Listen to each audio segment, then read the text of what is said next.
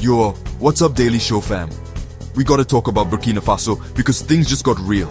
Imagine this, a secret plot to overthrow the government. Not just any government, but one led by Captain Ibrahim Traoré, the guy who himself came to power in a coup just last year. Talk about awkward. Now, this wasn't your typical coup, rolling in with tanks and whatnot. This was a sneaky one, planned in hushed whispers and hidden messages. These guys were gonna storm the presidential palace in Ouagadougou, take control, and who knows, maybe order pizza with all that extra power. But here's the thing, somebody snitched. Someone spilled the tea and suddenly, Traoré knew exactly what was going down. The date? April 16th, 2025. Mark it in your calendars, folks, because that day could have changed everything.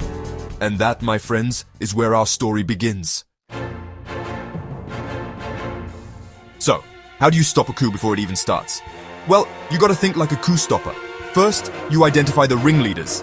And boy, did they catch some big fish. We're talking high-ranking military men, guys with names like Commander Joanny Compaoré and Lieutenant Abdrahmane Barry, a deserter by the way. Not exactly the most subtle of dudes. Then there were whispers of secret meetings, coded messages, and promises of support from some shady characters. Rumor has it, they even tried to get some traditional leaders on board, you know, for that old-school legitimacy. But the real smoking gun? Intercepted communications.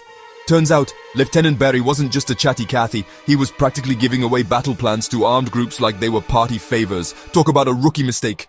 With all this evidence piling up, Traoré knew he had to act fast.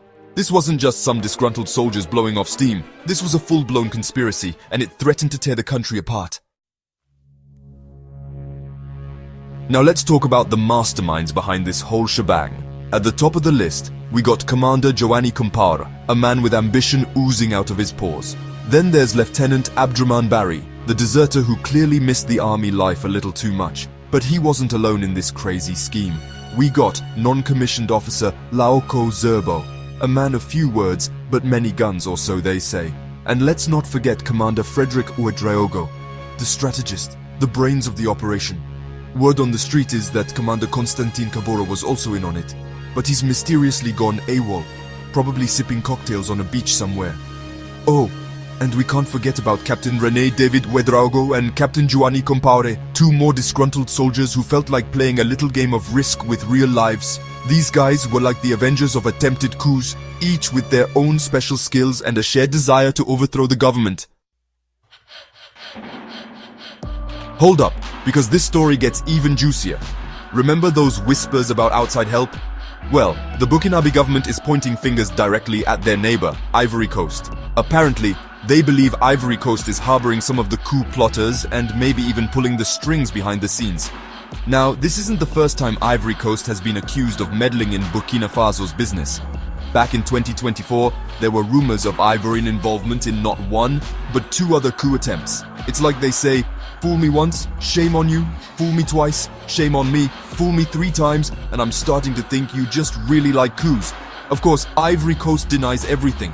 They're all like, nope, not us, wouldn't dream of it. But the Burkinabe government isn't buying it. They're convinced that someone in Ivory Coast is trying to stir up trouble and destabilize their country. This whole situation is adding fuel to an already tense relationship between the two countries. It's a diplomatic nightmare and nobody knows how it's going to end.